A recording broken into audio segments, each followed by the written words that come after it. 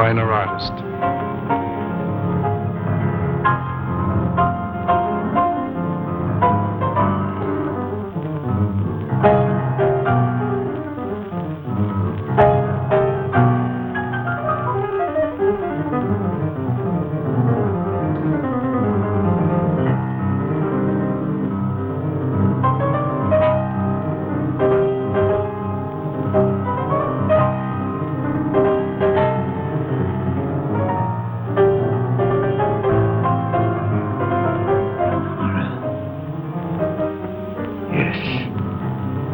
Living image of her.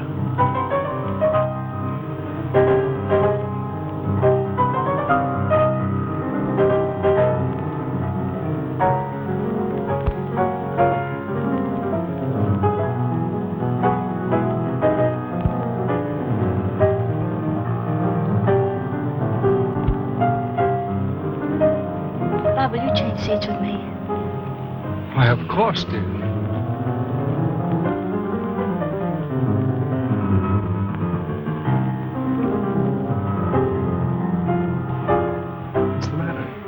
Nothing, but that man in the next box keeps staring at me.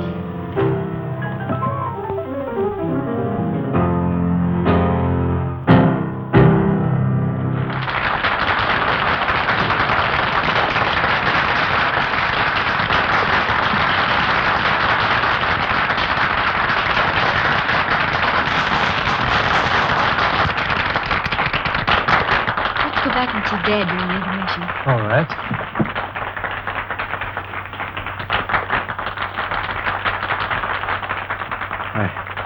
It is like seeing the dead return to life. I must know who she is. That can do no good. The dead have no place among the living.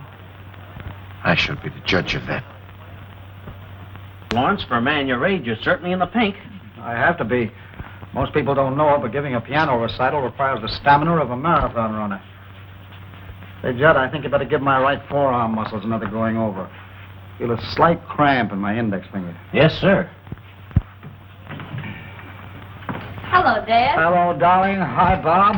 How am I doing? Marvelously. I don't believe I've ever heard you in better form. That's because you're home from school, my dear. I was playing for you tonight. Oh, am I glad this engagement ends my concert tour. Now I can relax, wear old clothes, and let my beard grow. Oh, and devote some time to your only daughter. You know, I feel as if I'd been piano. Don't bite the piano that's you, my darling. See who that is, Bob. Yeah.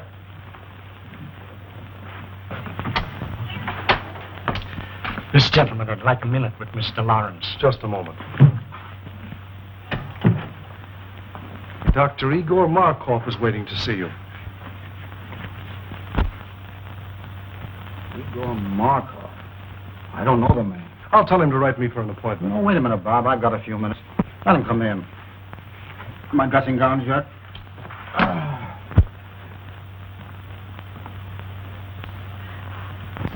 So I have the pleasure of addressing Mr. Anthony Lawrence. That's right, Doctor. What's on your mind? I should like to apologize to this charming young lady for my seeming rudeness. Well, I don't know what you're talking about, but go ahead. This is my daughter, Patricia, Dr. Markoff. Please forgive me, young lady, for staring so rudely at you, but I really could not help it. Seeing you tonight was quite a shock because you are the living image of my wife, Lenore, as she looked at the time we were married. She was taken away from me under very tragic circumstances. I understand. I accept your apology. Thank you.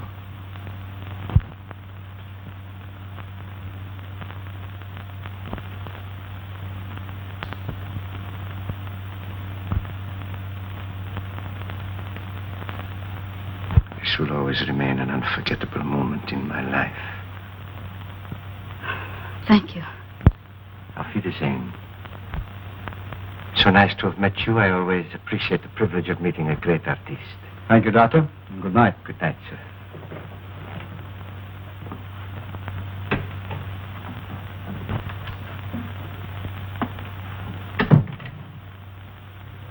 Funny people, these foreigners. Do you suppose Pat really resembles his dear departed, or... Or is right. That cock and bull story was old in Caesar's day. The nerve of the guy. My dear boy, you've got to get used to other men admiring Pat. She's a very beautiful girl. There's a difference between admiring and ogling. By the way he stared at me, he gave me the jitters. You'll find him in the next box, fishy stare and all. Oh, no, I won't. We're going to hear the rest of this concert from backstage. Then I'll have to get your wrap. You left it in the box. Oh, please do. I'll wait for you here. Well, Judd, 5 minutes. We better get ready.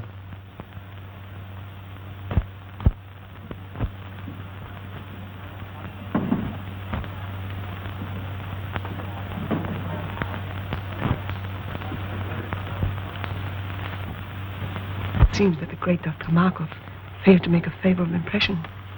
Temporarily, yes. But there will be many opportunities in the future.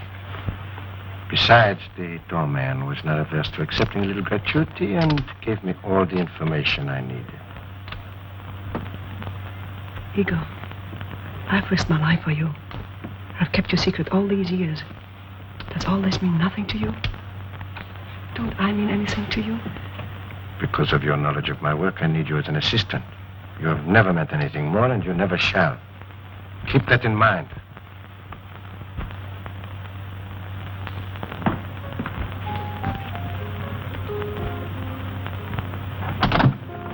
Flowers for Miss Lawrence. Sign, please. Thank you.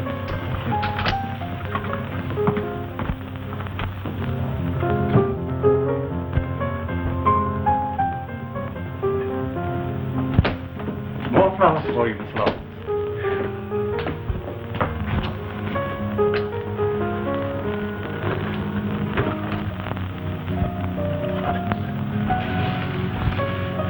Flowers, flowers, flowers. Morning, noon, and night. The man must be crazy. Keeps on, I'll hate the sight of him. Have Williams take those to the children's hospital. Right away, miss.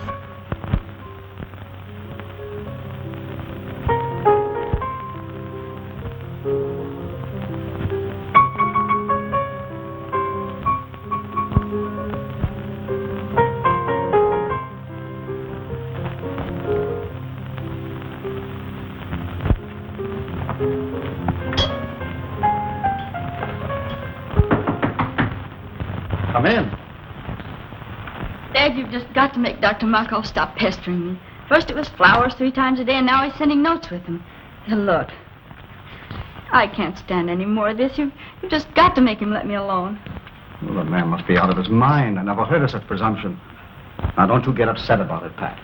I'll take care of Dr. Markoff. You just forget about him and let me handle this. What are you going to do, Dad? I'm going to call on our friend and tell him very plainly that his attentions to you are unwelcome, and then stop them immediately. You be careful, won't you? Careful? What do you mean? Well, you'll probably laugh at me, but when you call on Dr. Markoff, will you take Bob with you? Pat, I can take care of myself. You said yourself he was out of his mind. Did you notice his eyes that night in your dressing room? They seemed to stare right through me. You've been listening to too many horror radio programs lately. What you need is a good workout on the badminton court. Come on, run along. Fear not, fair lady. I shall beard the reptile in his den.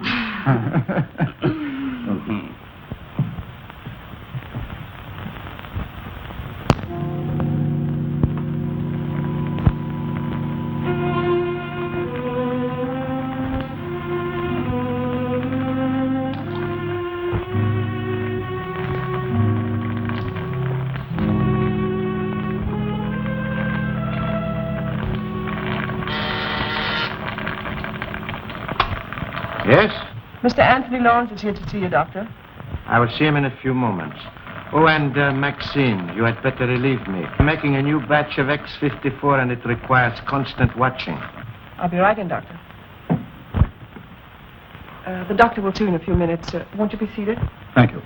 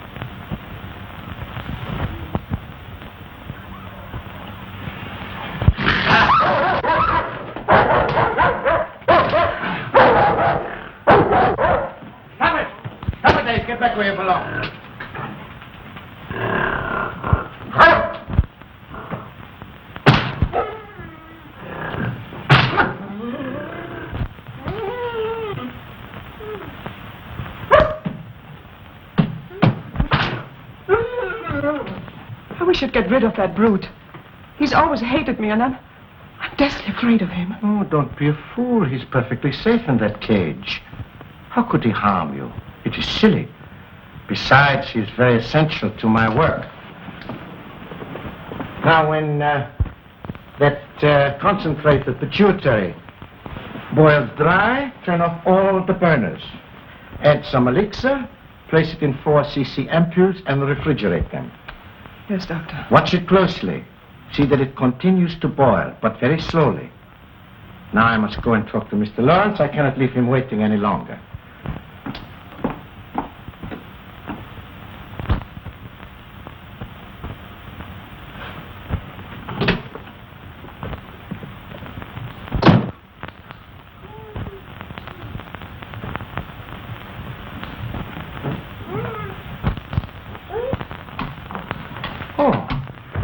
Mr. Lawrence, nice to see you again. This isn't a professional call, Dr. Markoff.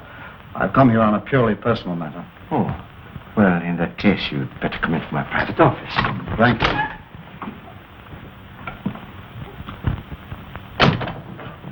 Won't you sit down? I'll remain standing, if you don't mind. Oh, as you wish. I'll get to the point very quickly, Dr. Markoff. I've come here in regard to my daughter, Patricia. Ah, yes, a lovely young woman. And that's beside the point. She doesn't welcome your attentions. I'm forced to ask you to stop annoying her. I'm afraid you are being very insulting. Your persistence has left me no other choice. I've already explained my deep interest in your daughter. Perhaps you thought I was lying.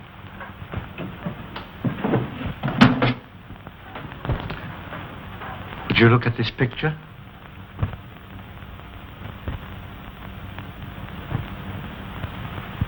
What if there is a resemblance? That doesn't give you the privilege of annoying her. But I am going to marry her. No. I'm amazed at your conceit. I'm warning you, Dr. Markoff. Unless you stop annoying my daughter, I shall call the police. Stop, not so fast. Let go of me!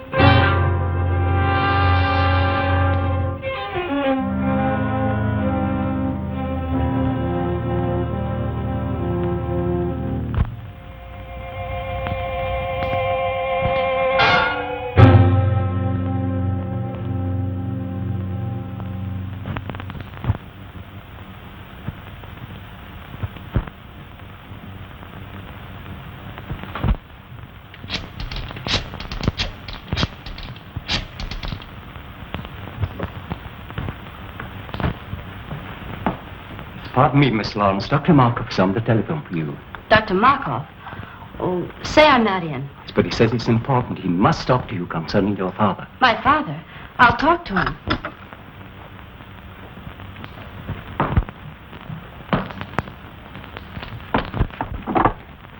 Hello? Yes, Miss Lawrence speaking. Oh, Miss Lawrence, your father has had a slight attack of vertigo. Yes, he's here in my office. It was probably brought on by overwrought nerves. I was wondering if you had not better come and get him. Is he well? No, not seriously. However, scarcely able to drive his own car. Of course, I could keep him here, or if you wish, I could call an ambulance. Ambulance? Oh, no, I'll be right there. Where is it? 1335 Cliff Drive. Thank you.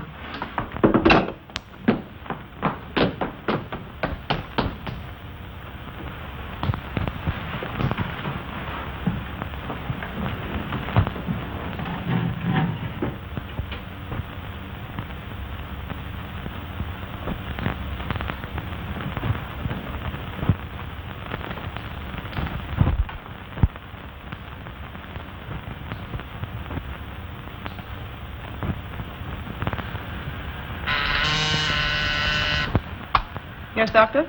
Maxine, turn down all the flames to about half. But Dr. Markoff, the concentrate is nowhere near dry yet. I know, but it must boil very slowly. All right.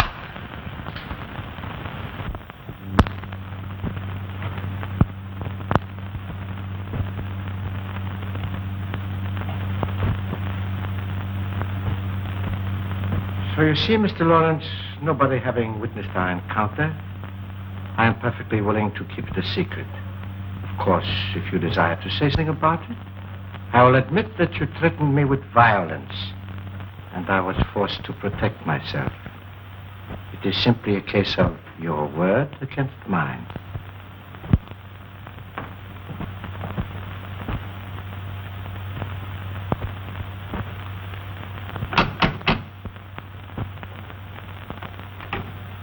Is this Dr. Markoff's residence? Yes. Are you Miss Lawrence? Yes. Come in. The doctor's expecting.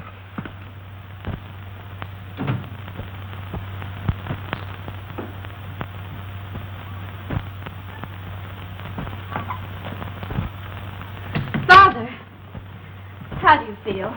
Pat, what are you doing here? Dr. Markoff said you were a little indisposed, so I came to drive you home. Are you feeling better now? Yes, much better. You well enough to start? Yes, of course. Steve, help Mr. Lawrence to his car.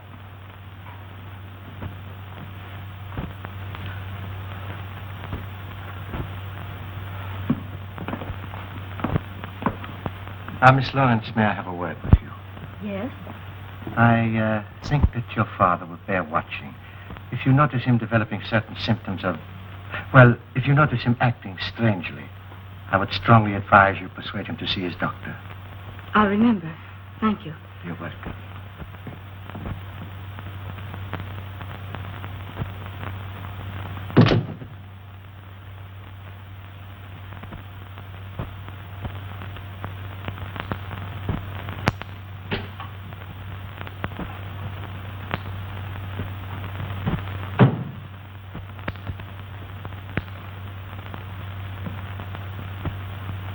Have you finished? Yes, I did exactly as you told me. Why are you working on a formula X54? I thought you were satisfied with X53. Not quite. I have succeeded with X53 in arresting the disease acromegaly, but it will do no more than hold it in check. Come, I will show you.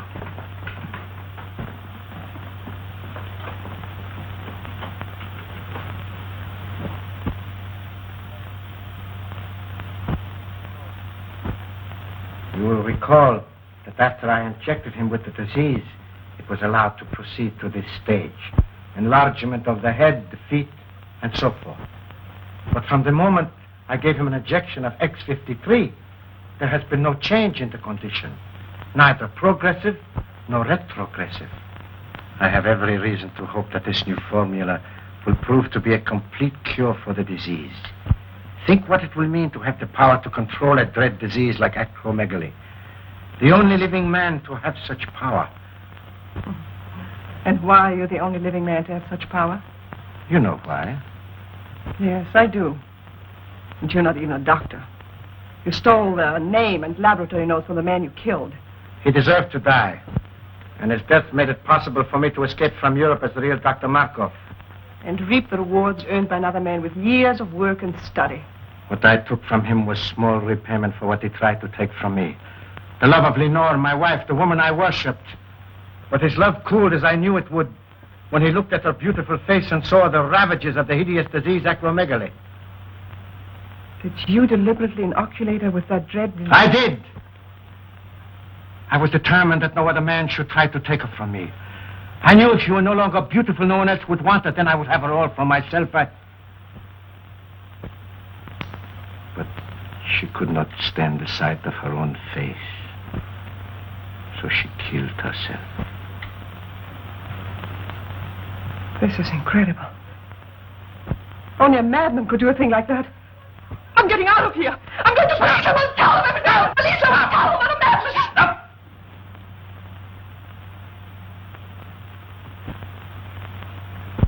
You are going no place. You are going no place. Go to your room. Stay there.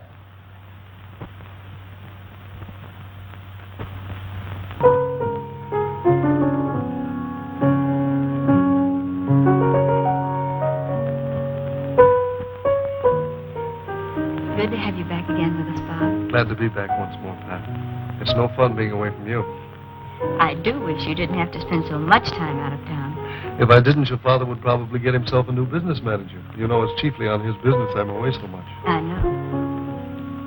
Bob, do you think you could book Father for a series of summer concerts? Pat, what are you talking about? If you knew the heavy schedule I booked him for next season, you'd want him to have a good rest. Oh, I do, but he can't seem to rest. I don't know what's gotten into him. He seems to have so much energy. He just can't seem to work it off. Well, let's hope it keeps up. But it can't, Bob. Do you realize that he's up at 6 every morning? That he walks practically all day long? That I can't get him to go to bed at night? Sometimes I awaken at 2 or 3 in the morning, and he's still playing his piano. That's not normal in a man of his age.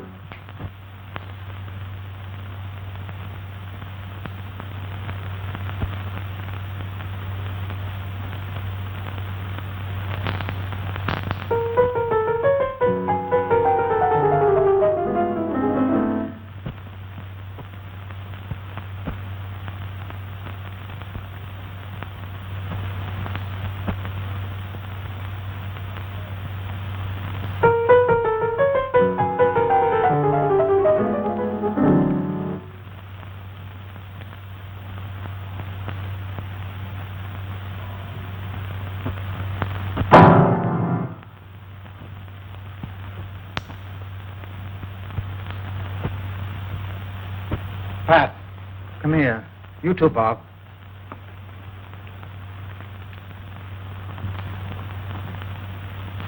Doesn't it look as if my fingers were thicker? Well, your hands are swollen. Well, the fingers are anyway. Oh, I feel awkward. When did you notice this? The past few days, I felt something coming on. My feet, too, seem enlarged. All my shoes feel tight. Do you suppose you've eaten something that poisoned you? Oh, no. I'd know it if I had. He said if you felt bad, I should persuade you to see a doctor. Who said? Dr. Markoff. Markoff? When was that? That day you went to see him about a social matter. Oh, rubbish. Why should I see a doctor when I never felt better in my life? Because I want you to, Father. Promise me you'll see Dr. Adams at once. Let me call him now. Nonsense. There's nothing the matter with me, really. I'll tell you what I'll do. If this condition doesn't clear up by tomorrow, I'll drop in to see Dr. Adams just to put your mind at ease. But you won't go. You put it off. Why don't you let me call him now? Because it isn't urgent. Anyway, right now, I feel like going out for a walk. But you've been walking all day. I can't help it. I feel restless and full of energy.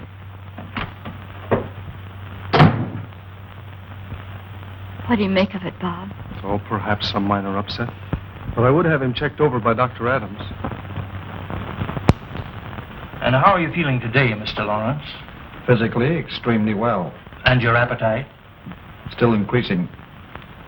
Mr. Lawrence, after studying all the results of your laboratory tests, X-rays, metabolism records, I have reached a conclusion. But not being satisfied with my diagnosis alone, I called into consultation Dr. Kruger and Dr. Naylor, whose reputation, of course, you know. Yes, certainly. And they, without any hint from me, both came to the same conclusion. Acromegaly. Acromegaly? Yes. It's a very rare disease, glandular in origin, activated by a defective pituitary. Doctor, can't you tell me in plain English what's wrong with me and how serious it is? I'm trying to tell you. You have a glandular disorder, a disorder of the pituitary gland. A disease so rare that medical science knows little about it as yet. Is it fatal? Fatal? Well, not necessarily. It's a progressive disease, enlarges the extremities. It's accompanied by an increasing amount of energy to a fabulous and dangerous degree. Is it curable? Mr. Lawrence, there is but one man, to my knowledge, who knows anything important about acromegaly. He's a specialist in glandular disorders, and I understand has devoted a great deal of research to this particular disease. I urgently suggest that you consult this man, who is in a position to do more for you than any person in the profession. Who is it? Dr. Igor Markoff. Dr. Markoff. Yes, do you know him? Yes. Strange you didn't think to consult him. And I've just met him socially. I don't know him socially, but his name ranks among the top names in the profession. His reputation is international. So he is, therefore, the man that you should see, Mr. Lawrence. I'd rather not see Dr. Markoff. Isn't there anybody else I can consult? No. He's the only man I know that can help you. He has not seen fit as yet to give out his findings or his method of treatment to the profession. So, therefore, if you're to be helped, you must go to him. And there's nothing you can do for me, Dr. Adams? Frankly, Lawrence, nothing effective. Well, thank you for your frankness. You will see him? I'll think it over.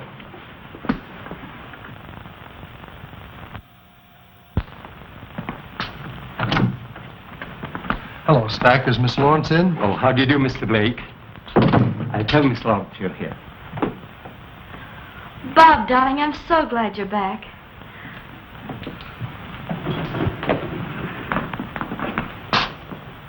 I've only been away 4 weeks. How are you, sweetheart? I'm so worried. About what? About Father. What's he been up to now? Well, that's just it, Bob. I don't know. He's locked himself in his room for weeks. He hasn't allowed anybody in to see him. Stack takes his meals into him, but he has to leave the tray in the music room. He says the door into the bedroom is locked, and that Father won't come out until after he's left. Is he in there now? Yes, but the door from the music room into his suite is locked from the inside. He sounds in excellent form. He hasn't touched the piano in weeks.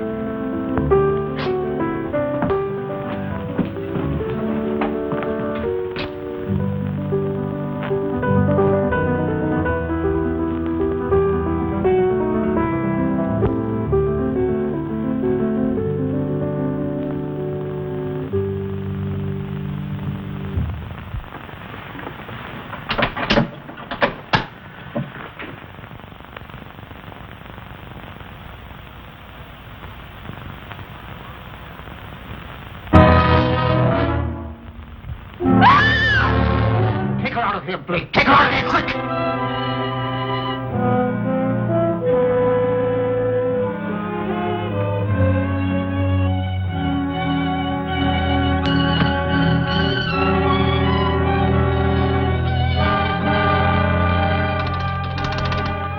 Oh, Stack. Have William bring my car around to the side entrance immediately and leave it there. I'll drive it myself. No.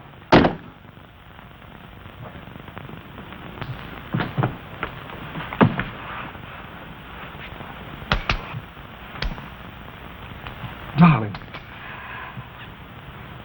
Easy, darling. You fainted. Bob, did you see what I saw? What are you talking about? Did you see his face? His head. It was so large. It's your imagination, darling. The lights in there were strange, that's all. No, Bob, no.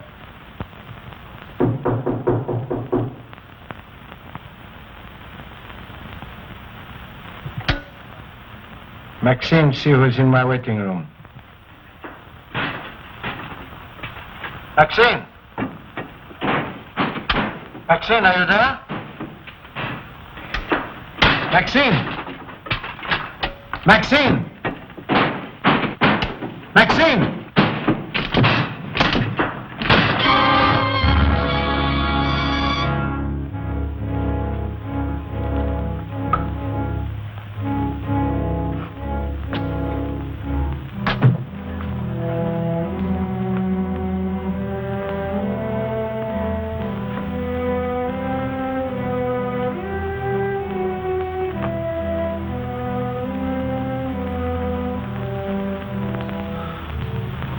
Lawrence. Yes, Markoff. Weren't you expecting me? You knew I'd have to come to you sooner or later. To you, the one man with experience concerning the hideous disease of acromegaly. Oh, you had it cunningly worked out, Markoff. So that I would be forced to come to you. To you alone for help. Then you would be in a position to dictate your own terms in exchange for that help. Terms which no doubt would involve my daughter, Patricia. Oh, you were clever, Markoff. Exceedingly clever.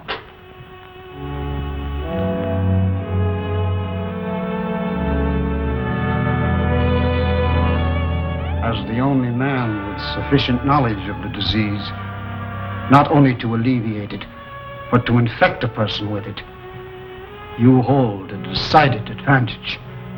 So you see, Markoff, I know you infected me with something that caused acromegaly.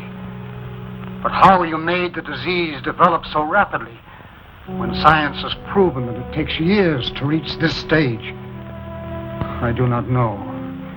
But you did. And now, Markoff, I come to you as you knew I must, to make terms.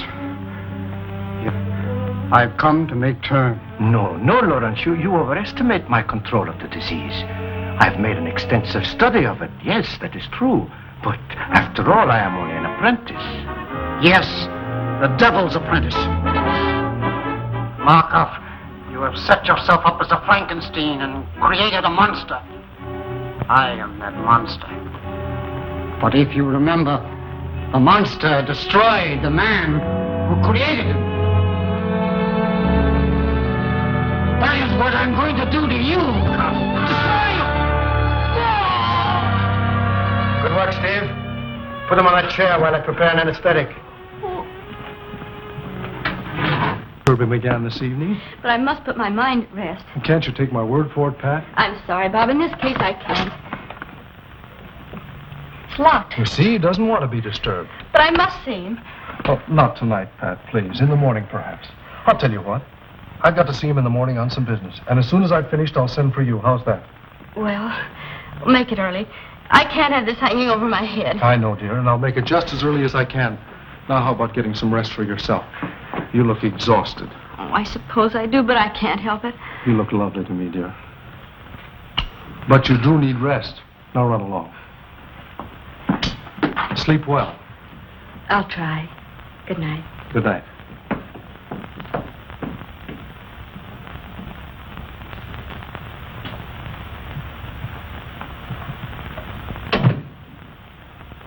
Oh, Stack. Stack, have you got a key to the music room? Why, no, sir. Why? Well, it's locked, and I wanted to see Mr. Lawrence. I'm sorry, sir, but he's gone out. Out? Oh, yes, sir, about a half an hour ago. He had his car brought around and then dismissed William. Where did he go, do you know? Not the slightest idea, sir. I didn't see him, but William said he was all muffled up. Oh. Stack, I wish you'd ring me at home when he comes in. Very good, sir. And shall I wait up for him, sir? Well, no. If he comes in soon, you might ring me. Otherwise, go to bed. I'll see him in the morning. Very good, sir. Good night, Stack. Good night, Mr. Blake.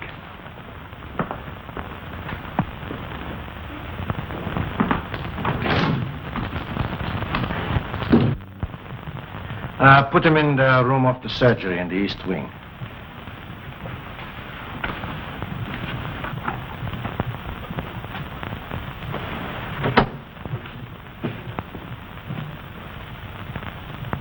How could you be so inhuman as to infect him with that disease in order for his daughter?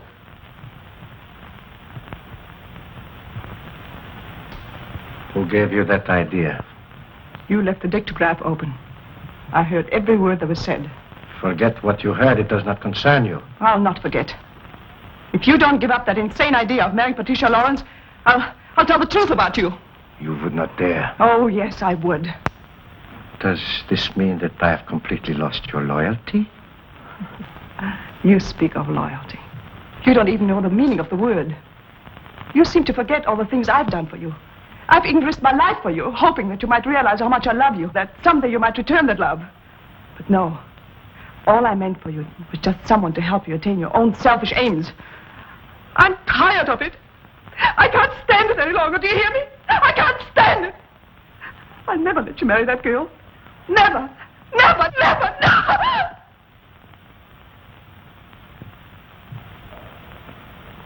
Maxine, you heard nothing. You heard nothing. You heard nothing. Now go to your work.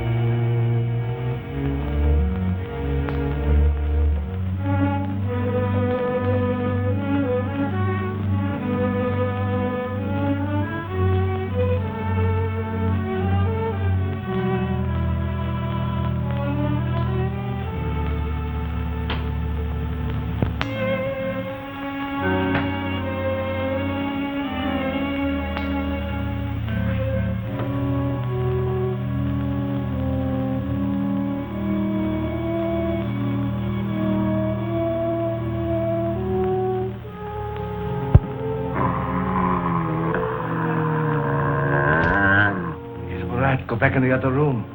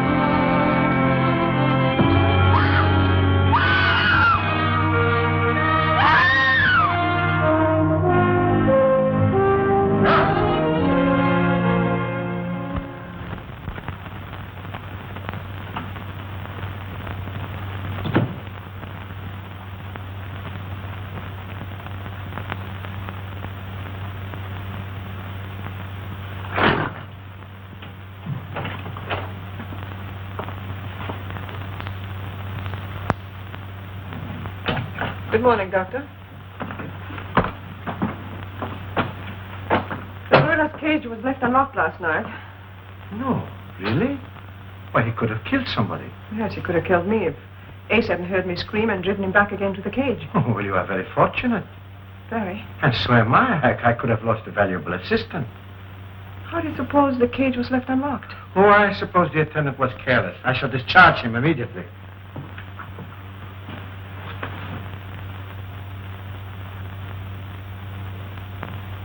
Look, Doctor. It's normal. You've discovered a cure. Maxine, it is marvelous. Maxine, this is great. Do you know what it means? It means that I can ask my own price. I can... Yes. Oh, by the way, Maxine, I have a special prescription I want filled at Hancock and Groves. You will go and see to it yourself personally.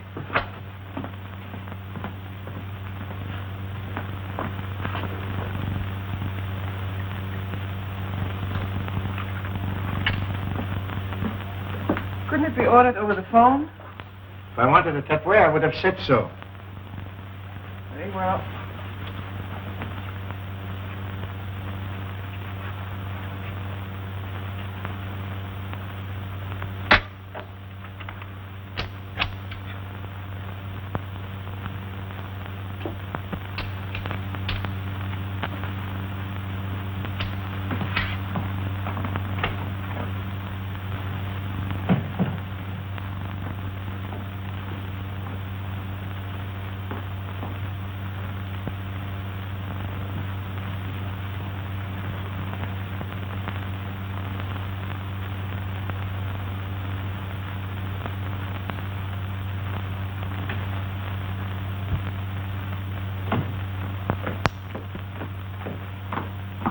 Good morning, Mr. Ack. Good morning, Miss Lawrence. Have you taken my father's breakfast into him yet? No, I haven't. You haven't? Why not? Well, as a matter of fact, your father isn't in. Isn't in? Where did he go? I don't know. He didn't say. When did he go? I can't exactly say. Sometime last night. Last night? Yes, miss. You mean he's been away all night and left no word? Absolutely none. I'll get it. Hello? Yes, Miss Lawrence speaking. This is Dr. Markoff.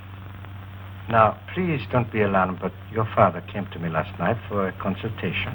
Father came to you last night for a consultation? Yes. I found it advisable to keep him here for observation. How is he? Well, he's quite comfortable now. Yes, quite comfortable, Miss Lawrence, I assure you. I'll be right over and pick him up and bring him home. I would strongly advise against taking him home, Miss Lawrence. But why? I can't leave him there. Do you think I should take him to a hospital? I suggest you leave him right where he is, Miss Lawrence. You see, I have all the facilities here to take care of him in my sanatorium. Oh, I didn't know you had a sanatorium, too. I'll be right there. When Mr. Blake arrives, tell him I've gone to Dr. Markoff, 1335 Cliff Drive. Dr. Markoff's 1335 Cliff Drive. Yes. Very well, miss.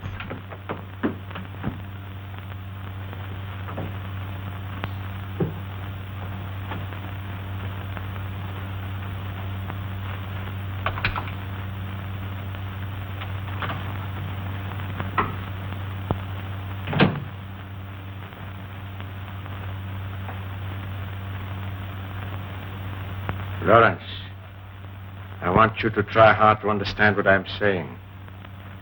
Try hard. Uh-huh. This is Dr. Markoff. I can save you, Lawrence. I can cure you. Do you hear me? Yes, I can hear you. Good.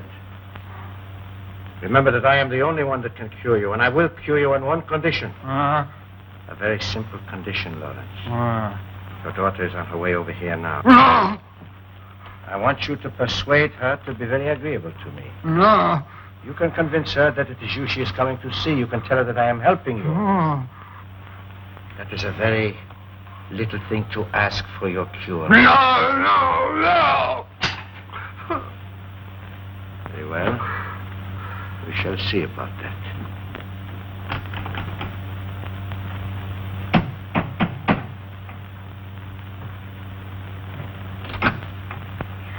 Dr. Markoff, please. Come in.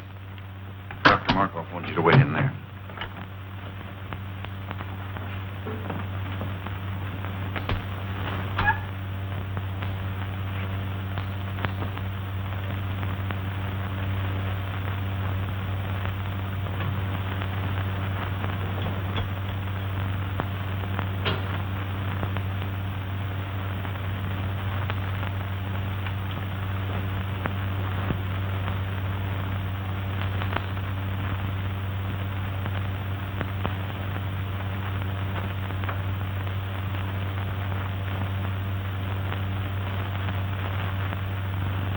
How long ago did she leave for Dr. Markoff's stack? About a half an hour ago, I should say, sir. I'll have to step on it. 1335 Cliff Drive, you That's said. correct, sir. I do not have to cure you, Lawrence, because nobody knows I have discovered the cure.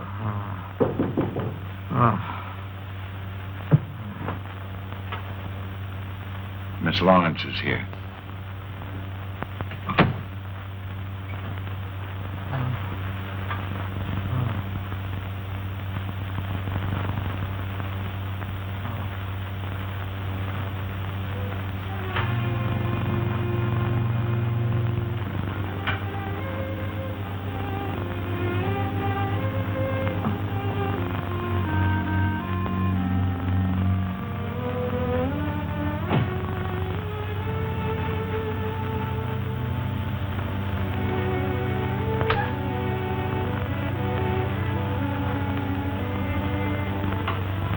Miss Lawrence. Oh, it is a great pleasure seeing you again. Dr. Markoff, how is my father? He's resting comfortably. Please be frank with me. What's the matter with him? It is a glandular ailment. How serious is it? Well, Miss Lawrence, I'm afraid it is quite serious, particularly in your father's case. Why particularly so in his case, Dr. Markoff? Well, you see, the peculiar disease your father is suffering from causes extreme enlargement of the extremities, the hands, feet, and certain portions of the head. In a professional pianist, it is fatal.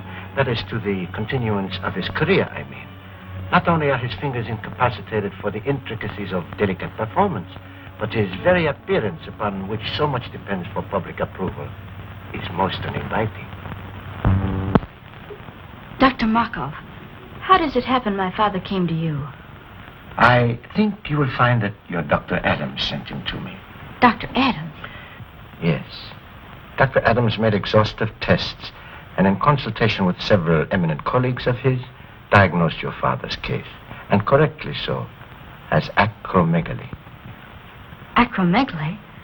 I never heard of it. Few have. It is very rare.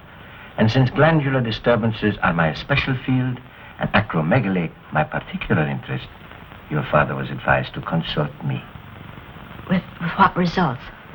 I am anxious to cure your father, Miss Lawrence. Most anxious. Providing he is willing to obey my instructions to the letter. Do you anticipate any lack of cooperation on his part, Dr. Markoff? Perhaps some. You see, Miss Lawrence, it is rather long and slow treatment. Naturally, a man of your father's nervous temperament will be impatient, obstinate, even rebellious on occasion. Progressively so, as the brain begins to function more normally. You see, Miss Lawrence, your father is mentally incompetent. You mean he's... Oh, well, shall we say, temporarily unbalanced mentally. The functioning of the pituitary, being aggravated by pressure, makes the patient physically violent on occasion, and great care must be taken that he does not do violence to himself or to others. Dr. Markoff, I'm my father. I can easily understand your need to do so, Miss Lawrence, and I would gladly save you the pain if I could. But I know you will not be satisfied unless you do see him for yourself. Besides, it will give you a basis for comparison. It will give you new hope from day to day as you see him improve. Where is he? Take me to him. In a moment. But remember, although he is still under a sedative, he might easily be aroused to violence. I will advise not to excite him, merely to reassure him that he will receive the very best of care, that you will see to it yourself personally, and that you recommend he do everything possible to cooperate with us. I will. Take me to him. This way, Miss Lawrence.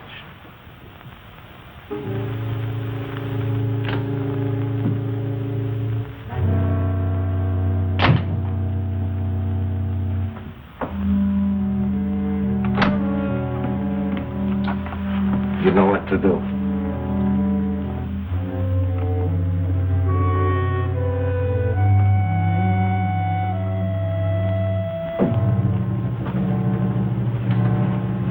And remember, Miss Lawrence, advise your father. Fullest cooperation in every way possible.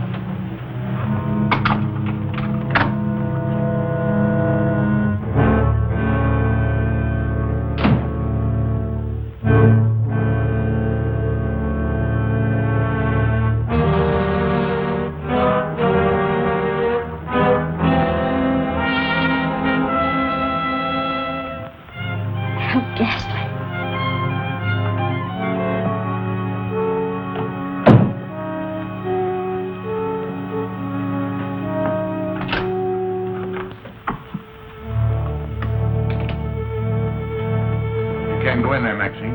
Why not? Dr. Markoff said so.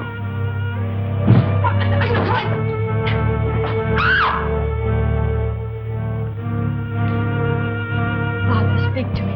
It's Pat. Father. Speak to me. It's Pat. It's Patricia, Father. I'm here. Pat. You're going to be all right. Dr. Markoff said so. Markoff. Yes. He's going to cure you, he and I. Markoff. No, no. Markoff. Markoff. No. Dr. Markoff, why is he strapped down? To prevent his doing violence to himself or to others, Miss Lawrence. Take them off. Take them off, do you hear? Well, that would be very dangerous. Take them off, I say. Take them off at once. Stop that. Calm yourself. Calm yourself, Miss Lawrence. I don't care what you say. You can't treat him like a wild animal. It's a necessary precaution, Miss Lawrence. If he were to become violent, he would be extremely dangerous. I don't care what you say. You can't treat him like a wild animal. His recovery depends solely on you. What do you mean? I will cure your father when you decide to become my wife. Let go of me. I'll never marry you. Never is a long time. Some people do change their minds.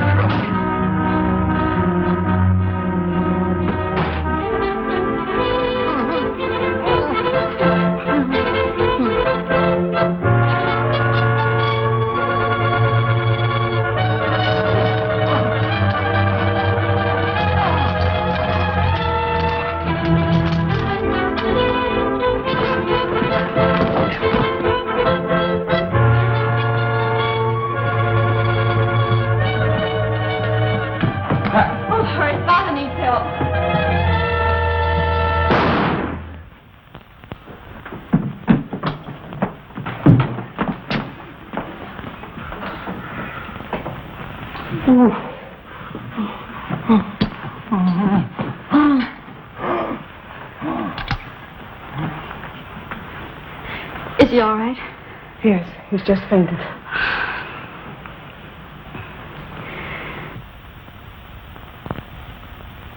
Dr. Markoff was the only man who could cure Dad.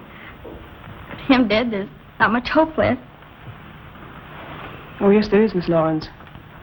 I'm familiar with the serum Dr. Markoff has perfected for the cure. He has been using it to bargain with your father for you. He'll be all right. It might take a little while, but he'll be all right. Thank you.